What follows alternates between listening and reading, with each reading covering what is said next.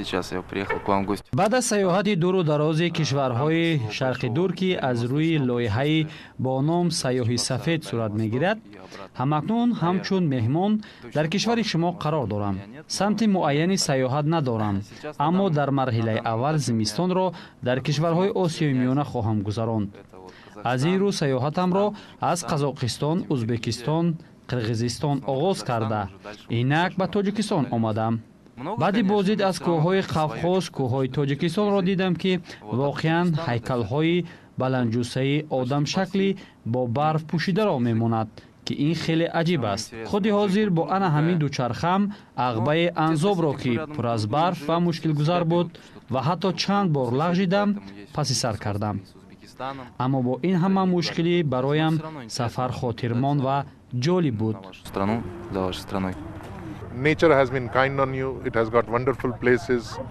I can draw out similarities between Indian hilly areas and Tajikistan. Culturally, табиати Тоҷикистон дилфиребу нотакрор аст. воқеан манзараҳояш аҷоиб ва кишварест, ки бо урфу анъанаҳои мардумиаш ҳиндустони афсонавиро пеши назар меорад. ин ҷо як нав монанди миёни урфу одат, забон ва фарҳанг дида мешавад. тӯли буду бошам дар ин ҷо мавзеъҳои дилфиребу дилписанди кишварро шинохта кардам. аз ҳар сафарам хотирот ва маълумоти аҷиберо бо худ ба Ҳиндустон мебарам. табиати ин ҷо барои истироҳати хуби мардуми маҳаллӣ ва хориҷиён шароити хуберо фароҳам овардааст, то ҳарчи бештар бахшҳои гуногуни туризм дар ин кишвар рушд мекунанд. имконе ки Тоҷикистон дар даст дорад метавонад дар тамоми бахшҳо рушд кунад. дар ҳар сафарам мушоҳида мекунам, ки ҳар рӯз иншооти муҳим дар самтҳои гуногун сохта ба истифода дода мешаванд. it would be useful if such kind of bases are brought up in this country much more. The only thing is to attract the foreigners and tourists. Much more connectivity is required between Tajikistan and other places of the world. О Таджикистане только положительные впечатления, потому что здесь очень дружелюбный народ, красивый. аз Тоҷикистон танҳо таассуроти хуб бардоштам, зеро мардуми бо ҳам меҳрубону самимӣ ва миллатеро ки бо зебогии худ ҳамтон надорад, дар ҷои дигар надидам. аз ҳар куҷое ки бо хонаводаам дидан кардем, ҳатман таассуроти аҷиб дар ҷои аввал буд. дар коргоҳ ва ҳар куҷое ки бошӣ, ҳатман бо мардуми наҷиб ва ҳамдигарфаҳм бархӯрд мекунӣ.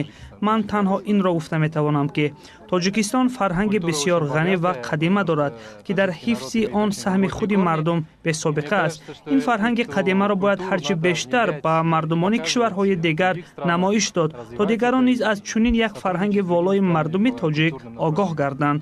бо ин тарз Тоҷикистон метавонад бо дигар кишварҳо дар самти фарҳанг ҳамкорӣ бештар ба роҳ монад. И показывать в других странах, развивать это и сотрудничать с другими странами по культурным направлениям. Таджикистан.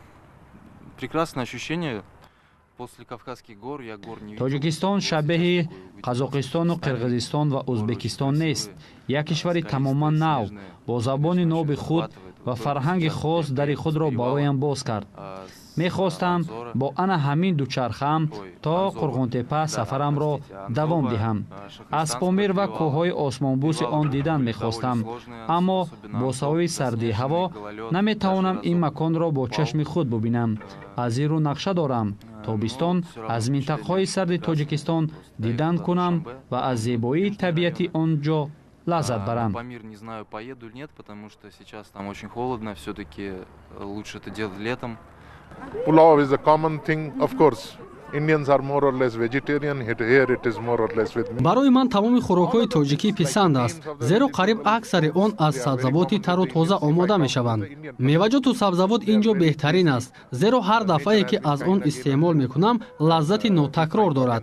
як чизи аҷиб ин аст, ки хӯроки сирф миллии тоҷикӣ аз сабзавот ва маҳсулоти тозаи табиӣ омода мегардад, на аз ҳар гуна маҳсулоти гӯштӣ. барои ман низ истеъмоли хӯроки аз маҳсулоти табиӣ омодашуда бештар писанд аст ва дар ҳар омаданам ба чойхонаҳои миллии тоҷикӣ сархалонида аз лаззати хӯрокҳои он баҳра мебарам.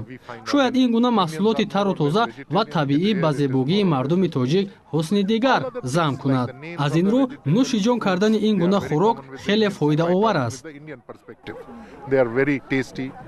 The nature has been kind again on you. And we find organic vegetables here, organic fruits here, which is quite good. It's a healthy thing. В принципе, информации о Таджикистане в открытом доступе крайне мало. И хотелось бы, конечно, дар маҷмӯъ агар бигирем дар бораи Тоҷикистон маълумот кам ба чашм мерасад. Тамоми самтҳо ва бахшҳои рушдкардаи Тоҷикистон бояд ҳарчи зиёдтар тариқи интернет бо дастрасии бештар пешниҳод гардад, то он ки мардум аз фарҳангу тамаддун ва табиати ин ҷо маълумоти зиёдтаре бигиранд. Ин чиз имкон медиҳад то мардуми мо бештар ба ин ҷо омада аз тамошои як макони беҳиштосои дунё аз тамаддун, фарҳанг ва зебоии сарзамин лаззат баранд. приезжала и радовала здешним эмоциям.